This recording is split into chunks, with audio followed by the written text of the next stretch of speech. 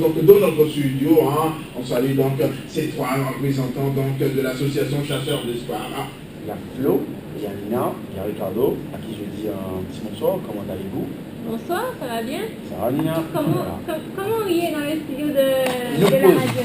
Nous pose Bonsoir à tous les auditeurs. Salut Flo, Ricardo.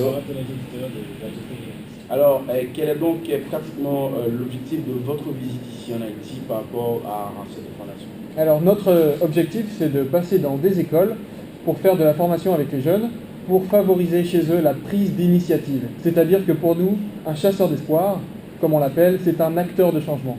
On veut que les jeunes aient les outils pour faire des actions au sein de leur communauté. Nous sommes venus dans le cadre de la quinzaine de la francophonie, grâce au soutien et au partenariat que l'association a avec le Centre de la francophonie des Alpes.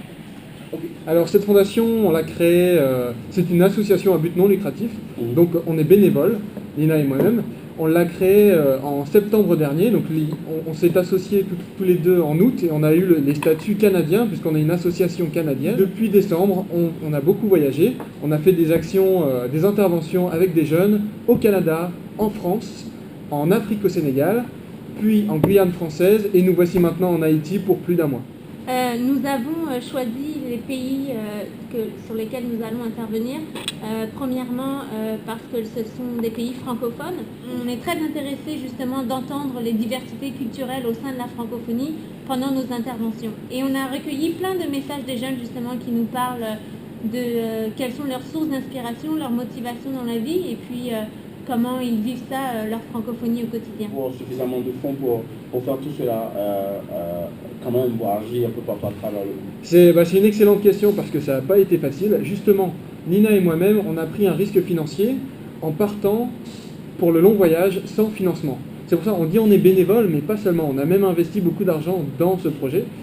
On a eu récemment l'accord du Centre de la francophonie des Amériques pour un soutien financier. Donc, ce soutien rembourse une partie des billets d'avion, donc une partie des transports, une autre partie, notamment organisée par notre coordinateur local Ricardo, et de nous apporter l'hébergement et une partie de la nourriture. D'ailleurs, Ricardo a fait un travail excellent. Par rapport à votre visite en Haïti, comment ça marche pour vous? On est un réseau en fait de jeunes ambassadeurs qui a été sélectionné un petit peu partout sur le territoire des Amériques.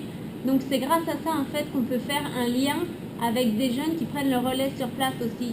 Donc nous, une fois qu'on a eu les destinations de choisies, on a fait appel aux ambassadeurs de la francophonie des Amériques pour qu'ils puissent faire le relais auprès des écoles.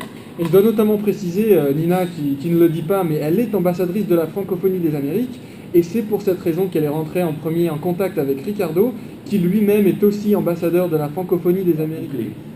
Alors, ce qu'on veut avec la formation qu'on donne aux jeunes, c'est un petit peu, on aime dire, laisser une graine dans leur esprit pour qu'ils aient la volonté, l'inspiration et les outils pour être acteurs de changement. Parfois, quand on a suffisamment de temps avec un groupe de jeunes, on les guide vers la mise en place d'un petit projet de groupe pour qu'ils soient justement acteurs. Ce qui est important pour nous, c'est que ce soit l'idée du projet vienne des jeunes, qu'ils soient les initiateurs et les acteurs du projet. Est-ce que vous allez remettre quand même des certificats aux enfants qui sont... Alors oui, on remet un certificat. On remercie dans ce certificat l'école de nous avoir ouvert leurs portes et d'avoir démontré un intérêt justement à mettre le jeune en avant dans l'éducation. Riche de nos différences, unis de l'action. Williams.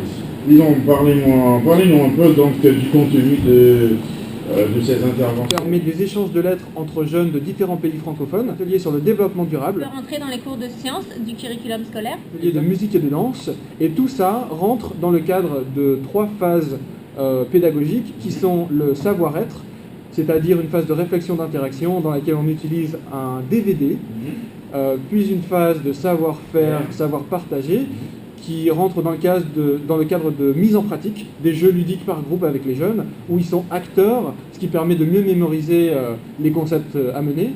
Et la dernière phase qui est la phase de mise en place d'un plan d'action, le savoir-être, c'est-à-dire que les jeunes sont acteurs de leur vie, ils mettent en place un projet en groupe. Il y a donc la valorisation donc, de la francophonie en quelque sorte.